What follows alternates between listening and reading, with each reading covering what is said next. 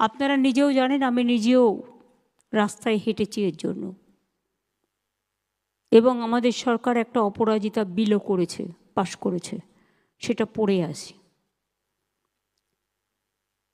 এইসব ঘটনা যাতে না ঘটতে পারে আমি আমার ভাইদের ওপর দায়িত্ব দিচ্ছি। আপনারা আমাদের বোনেদের রক্ষা করুন, আপনারাই পারেন। আজকাল তো ছেলেদের মেয়েদের মধ্যে কোনো প্রভেদ নেই। ছেলেরা মেয়েরা এত বন্ধুত্বপূর্ণ সমাবেশে তারা বন্ধুর মতো আচরণ করেন, ব্যবহার করেন, একসাথে থাকেন, একসাথে খান দান, একসাথে প্র্যাকটিস করেন। তাদের বাদ দিয়ে কোনো কিছু হয় না। আগের যুগে এটা ভাবা যেত না, কিন্তু আজকের যুগে এটার একটা প্লাস পয়েন্ট আছে।